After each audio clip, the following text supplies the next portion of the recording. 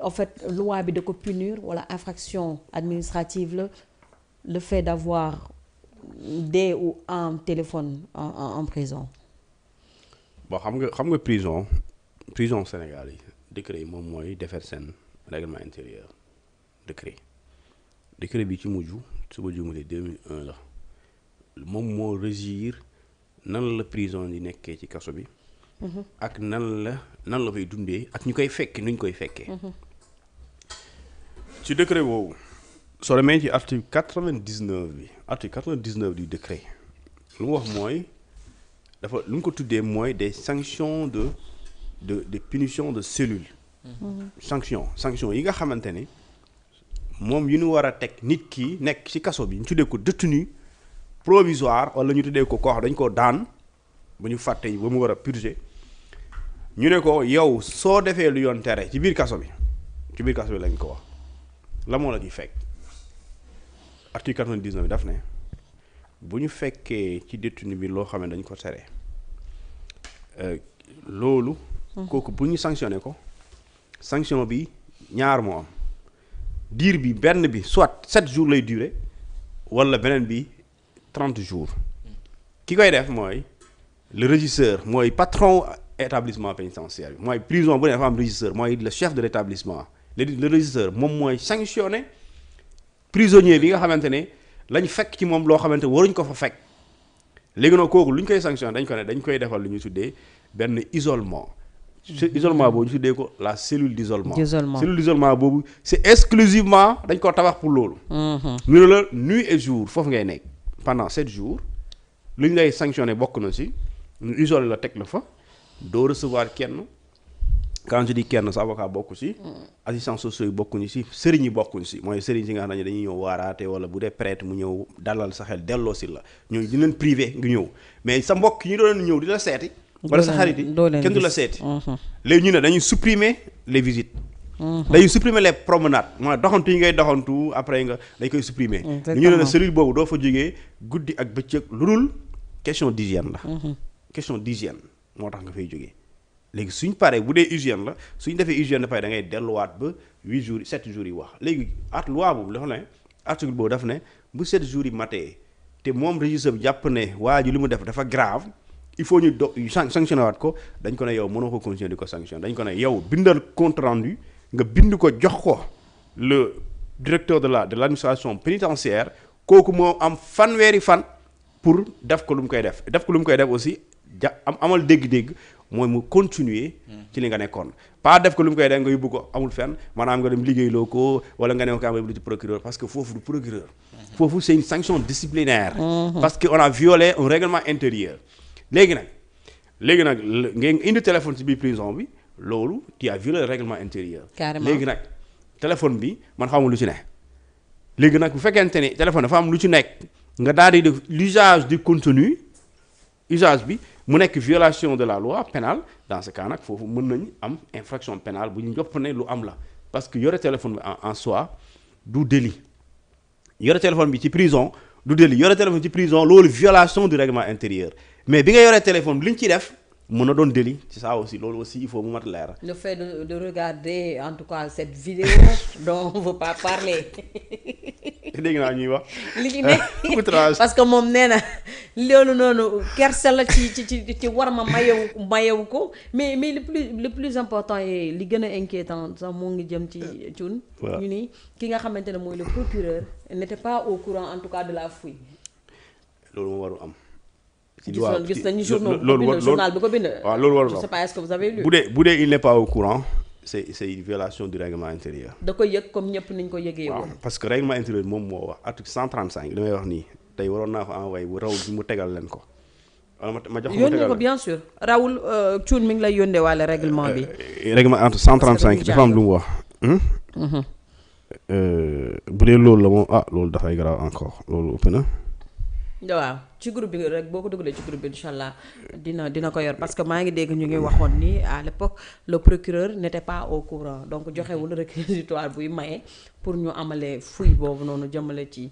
léegi ma envoyé la ko wala raw la def ci groupe bi groupe chaîne bi incha allah dina ko jot.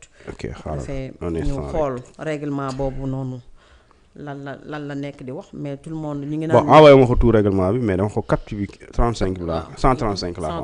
135 la ñuy xool exactement. article 135 règlement boobu lu mu wax daf ne tous les prisonniers tous les détenus la wax sax. tous les détenus peuvent être fouillés. mooy képp ku ñu téye war nañ la mun a fouiller. mais fouille bi ki koy def mooy le chef mooy ñi nga xamante ne ñoom ñooy chef kii bi pénitentiaire voilà mu ngi nii tous les détenus doivent être fouillés donc li obligation la obligation la à leur entrée dans la prison et chaque fois qu'ils en sont extraits mooy heure bu ñu leen génnee d'accord bu ñuy dugaat dañu leen di fouiller waat même bu dee dañuy dem wuyu ji procureur wala ñu dem hôpital dañu leen di fouiller dañu leen ñu ne conduit à l'instruction ou à l'audience maanaam bu ñuy dem instruction ci juge d'instruction bi wala bu ñuy dem audience bu ñu ñibbisee dañu leen di fouiller quel que soit parce que obligation la ñuy wax léegi ñu ne à l'audience et ramenés à la prison ils peuvent être également fouillés pendant les cours de la détention mooy yaa ngi ci biir détenu prison bi waaye yow jinne ñëwul nit ñëwul waaye yow kii maanaam le régisseur bu jox too ne war na ko def rek dafay def parce que daf ne à tout instant par exemple fii ñu ne la détenu aussi souvent que le régisseur le juge nécessaire. waaw léegi point sax ma ko reconforter li gën a garaaw. waaw mooy cave déféré sax dañ lay fouiller. waaw loolu obligation la. parce que la loi dit doit. man fouiller nañ ma léegi nag léegi ñu ne léegi xoolal la bindal fee. daf ne alinéa 2 daf ne les détenus peuvent être fouillés ne peuvent être fouillés que par des personnes de leur sexe. Exactement mooy góor jigéen amul góor mën a fouiller yooyu noonu yaa ngi dégg ñu ne les documents découverts à la suite d'une fouille et paraissant offrir un intérêt pour une information en cours sont remis au juge d'instruction. Exactement. Ou au procureur de la République lesquels décident d'accord s'il y a de les saisir ou de les rendre aux détenus. Carrément. Donc maanaam bu ñu defee fouille ba pare yow régisseur bi yaay def fouille d'accord waaye li nga fekk ci détenu bi loolu yaa xam nu mu tudd yamba la cigarette la wala téléphone la da nga koy jël jox ko soit le juge d'instruction mi yor dossier wala procureur ñoom kenn si ñoom ki nga ko jox kooku mooy décider la suite ndax dañu koy saisir. wala dañ la koy delloo. delloo moom xam naa duñ la ko delloo mais ça veut dire que dañ la bëgg a wax rek ndax dañ la koy delloo wala dañ koy téye léegi dans ce cas bu ñu ko téyee donc l'objet ici le document l'objet est découvert c'est le téléphone. kon ce téléphone-là doit être remis soit au procureur de la République ou bien au juge d'instruction les deux qui décident de ce qu'on fera du téléphone ndax téléphone dañ koy delloo wala dañ koy exploiter l'exploitation technique du téléphone nag mën na wane ay mbir léegi ci wane boobu xëy na ci la ñu wax ne am na ay images. mais tamit est-ce que tamit du maître Bocar Thiam ci loolu la sukkandiku jàpp ni benn réquisitoire procureur amul procureur n'était pas au courant de la fouille moo waral mu ni bu ñu demee ba ci juge d'instruction mën na am non-lieu. non c'est-à-dire fii nag il faut ñu xam aussi kii def régisseur bi def fouille il n'est pas obligé d'avoir l'autorisation l'aval du procureur déedéet. D'accord dañ ko ne yow soo defee fouille ba pare. loolu nga gis ci nit ki objet boobu wala document boobu. amuloo pour ne lii moo ci nekk wala di xool déedéet da nga koy jël ni nga ko kiiyee bu dee dañ koo castré nii da nga koy jël yóbbu ko ci procureur wala juge d'instruction. léegi nag c'est-à-dire pour régisseur mënul nga fekk téléphone bii détenu bi nga dem tijji di xool lu ci ne waxuñu loolu dañ ne soo ko fekkee mu yore ko lu mu warul yor d'accord da ngay jël loolu muy warul yor nga yóbbu ko ci procureur wala juge d'instruction ñu ne la léegi juge d'instruction boobu wala bu dee moom nga ko jox la procureur moom mooy xool.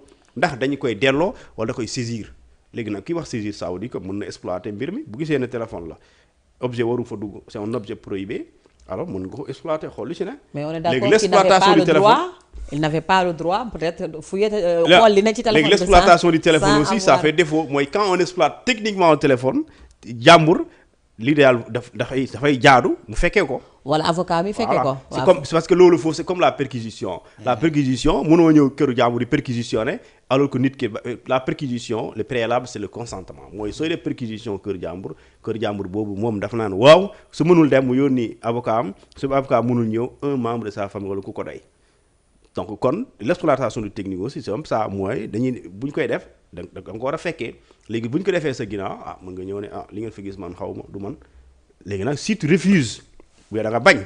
voilà la loi am na possibilité mu contraindre pour nga def ko. D'accord. Parce que le secret professionnel ne peut pas être opposé au juge bu fekkente ne dafa soxla information yi. foofu c'est clair et l'Assemblée nationale la levée de l'unité parlementaire kii boo xamante ne bu ñu aytandi ko dina doon benn lu ñu mën a banaliser imam léegi mi ngi naan 15e législature bi en fait mënu ko méngaleeg dara tellement xaw na entre guillemets nekk lu médiocre. waaw Macky Sall nag avait battu le record de levée de l'immunité parlementaire au Sénégal mais waxoon naa wi te loolu bu ñu continuer ci rythme bi moo koy doon léegi nag li nga xamante ne bala ngay dem foofu y a une question bu ñëw ci Gana Diagne nee na depuis quand ces images ou vidéos constituent des infractions. man gisuma image yu nekk exactement ci téléphone Farba waxuma ko xam nga par exemple lu ñuy wax image contre urban mœurs moom délit la soo ko bëggee comprendre da ngay dem ci code pénal sénégalais bi section 5 dañ ci bind attentat aux mœurs article 318 la tàmbale daf ne toute image mooy des fois nga gis discours contre urban mœurs ak lu ñu tuddee propos contraire urban mœurs loolu amul ci code pénal li fa am rek mooy lu ñu tuddee attentat à la pudeur wala atteinte urban mœurs wala outrage public loolu moo fa am léegi nag question bi mooy lu mu wax dafa am solo mooy depuis quand ces images là violent la loi parce que ces images là man gisuma ko xam yow gisoo ko mais lu ñu wax buñ ci sukkandiku waaw non li ma bëgg a wax maanaam su dee image yi am na sax xam nga yow gisuma ko gisoo ko prisonniers yi gisuñ ko léegi images yi ñu ngi ci biir téléphone bi kon les images ne sont pas rendues publiques léegi ban public lay outragé exactement léegi nooy yaa ngi wax lu garaaw non sérieux yaa ngi wax lu am solo parce que man sama téléphone parce que ñun gisuñu image waaw voilà et léegi puisque léegi imam gis nga image moom léegi puisque gisuñ ko à quel moment ces images là la ñuy ñàkk ormal askan wi public ba voilà à un moment à quel moment la ñuy attenter aux mœurs ban public la voilà parce que léegi su ko bàccoon ci internet bi là c'est ok mooy ça c'est une atteinte aux mœurs soo ko partagé ci groupe bi loolu yaa ngi outragé parce que dans le groupe il y a plusieurs personnes moo tax tey nit ki am nga droit toog sa néeg filmer sa bopp yow ak sa soxna yow sa gel def lu la neex ngeen filmer def lu la neex def leen vidéo de 1 heure de temps c'est votre vie mais tant que génnul kenn mënu si yéen dara waaw léegi ça veut dire que c'est un peu ça ici aussi léegi nag bon man xam nga ban façon image ba gis léegi dëgg la de waaw man yan la waaw man la gis ban image la ak muy ragal mu génn ak bi nga xam ne bu ko xoolee daal mayu ko war ma waaw damay ragal mu nekk image léegi kan mu atteste image ñàkk orma boobu ministre moo waxoon de mais seetaan na conférence de presse am yow non seetaan naa ko waxul ni vidéo yi ma xool kersaam mayu ko wax non xam naa waaw xëy na imam xëy na vidéo bi garaaw na xëy na vidéo Sweet Beauté la maam je t'aime trop waaye nekkee vidéo Sweet Beauté kat moom imaam kañ bañ na mooy bañ de imaam di wax lu leer lu ko amul kii nii ko yow cuun assemblée nga ne Macky Sall moo jëloon record moo jëloon record levé wu unité parlementaire yi waaw moo ko jëloon parce que booy xool Abdou Diouf Macky Sall Abdou Diouf Abdoulaye Wade est-ce que du ñaar député boobu am na Macky Sall ñaata la 9 Macky Sall dem na ba ay 9 xamul 8 ñii léegi ñu egg de sa waay waaw moom moo jëloon record dama ne léegi bu ñu continuer ci rythme bi dañuy raw Macky Sall 9 la ci 12 ans waaw ñoom ci moyen de 2 ans moyen de 1 an am nañ 1 an amaguñu 1 an sax mën nañ 1 an am nañ 1 an mars bi lay mat 2 ans mars lay mat 2 ans non décembre lay mat 2 ans non ils ont dañu leen élire mars 2024 Diomaye prêté serment le 2 avril 2024 non législative tas nañ ko ba assemblée nationale waaw assemblée waaw ma régime bi lay wax non assemblée ci boppam bi laay wax man assemblée décembre lay def 2 ans assemblée bi xam nga assemblée waaw c'est vrai assemblée matagul 2 ans assemblée bi ñaata levée d'immunité parlementaire lañ def Sali Diop Dieng Sali Diop ñaari yoon keneen non Sali Diop benn Moustapha Diop ñaari yoon Farba Ngom muy 4 waaw ak kan kii nan lañ koy waxatee noonu la 4 la woon ñooñu nooy dëkk député waaw 4 a ngi noonu ay résolution buñ defaatee Farba Ngom muy 5 muy 5 waaw ci moyen de 2 ans mu des 3 waaw bon tamit bon loolu beneen débat te man gëm naa ni moom réduction des comptes bi dina am mais gëm naa ne du ñu demaat comme ni mu defee tantamar bu bëri dem yóbbu assemblée comme ni ñu def ñoom Mansour Faye ak yooyu yaakaar naa jeex na pare nañ ci jàpp yu métti yooyu. pour ay kii haute cour de justice. yaakaar naa jeex na instant bi ne dañuy lijjanti économie bi léegi Thioune nga ne record bi bu continuer dinañ dab Macky Sall bi parce que Macky a été presque vers 10 li ma woon léegi 9. man moom jàppoon naa 8. moom jàppoon naa ko léegi nag ñoom ñu ngi si 3 ou 4 donc dese na leen 3 pour ñu ex aequo. loolu yëpp am na solo léegi xam nga immunité parlementaire ñun des fois dañ koy associer ak député bi comme privilège. loolu privilège député. immunité parlementaire protégé wul député maintenant en protégeant l'institution day protéger député bi. parce que si l'institution parlementaire existé wul député existé wul. mais immunité parlementaire institution lay protéger. moo tax député yi ñoom puisque institution la immunité parlementaire di protéger mooy dañuy bañ député bi bu nekkee koo xamante ni moom. askan bi moo ko fal représenté ko nga bàyyi ko moom kese ak ci mbedd mi lu ne mun ko daal déedéet. léegi pour protéger l'institution ñu ne nañ ko indi malaanu kiiraay le malaanu kiiraay boobu noonu l'inviolabilité la mooy inviolable mooy sëñ bi nit nga comme sénégalais yi de. mun na la topp de mun na la juger mun nañ la daan de mais du comme sénégalais lañ lay toppee du noonu mooy kon suñ la déggee ci lenn te wóoruñu mooy du flagrant délit li ñuy def rek mooy. ñu indi justice bind demande ñu yóbbu ko fële pour ñu xool nan la ñuy taxawee kuréel et kuréel boobu dafa am solo parce que kuréel boobu bu fekkente ni li ma lay wax ni amu fa waruñ ko voter. dañu ne demande de lever immunité parlementaire dafa war a nekk lu sérieux la demande doit être sérieuse elle doit être sincère elle doit être loyale. li nga gis assemblée ni dal na sa xel. non c'est-à-dire te mooy tey suñ la yóbbee demande boo xamante ni gis nga ne tegul fenn. dañ la wax ne yow arrière bu waroo ko voter parce que yow ki ngay yëkkati malaanu kiiraayam du sa collègue du sa opposant ngay dindi da ngay li ngay dindi mooy yow il y va de la dignité de parlementaire yaa ngi dégg la ñuy dignité parlementaire boobu moom la ñuy préserver moo tax tey lii maa wax dafa am solo dafa ne la Malick Ndiaye mun na dakkal tout de suite les poursuites constitution moo ko wax. De toute façon Aboulo et quelques ñi mu bokkal ci di nekk ay député teg nañu benn bouclier pour ne duñu dindi Farba une deuxième fois. léegi nag même bu ñu ko defee bouclier en démocratie que ce soit à l'Assemblée nationale wala feneen c'est la loi du plus fort.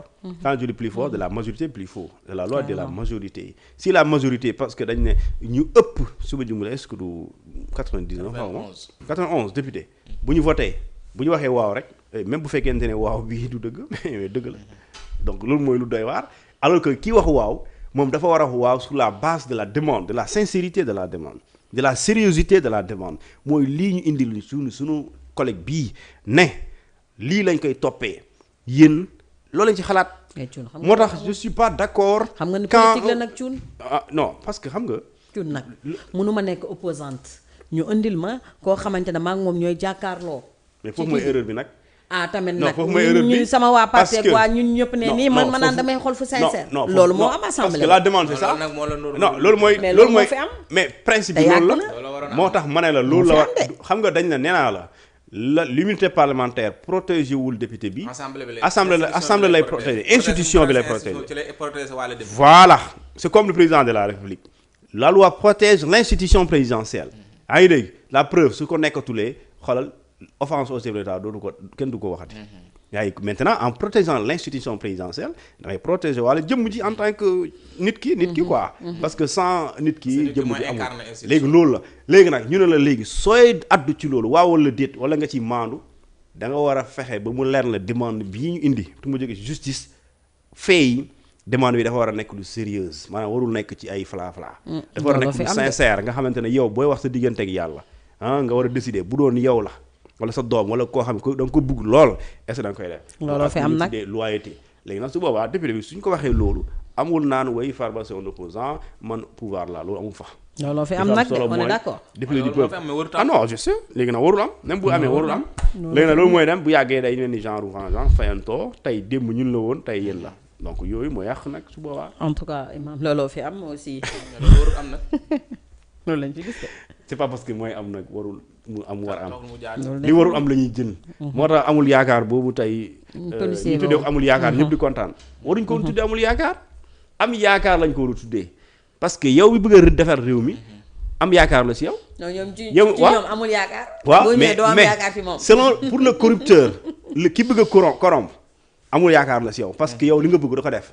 kon amul yaakaar nga ko mun tuddee est-ce que dafa la war a yóbbaale ci amul yaakaar boobu. à moins que yow nga bëgg yow tamit di ko kii. nga di ko jox di ko graisser. moom da boo ko graisser. alors yow kay bu dee bëggoo ko graisser te bëggoo kuy corrompre da nga ko war a tuddee am yaakaar mooy yow kenn du jaar si yow. moom da boo ko graisser fa lay wàccee sax day wàcc moom day wàcc gunge la. yóbbu la day wàccaale rek gunge la. yóbbu la directement. man bizarrement mosuma tase ak moom. nga daal di ko benn yoon laa ko mos a gis mais bañ ma nee kee la ma taxaw xool ko ma ne mais nag sëtu Buur Siin la.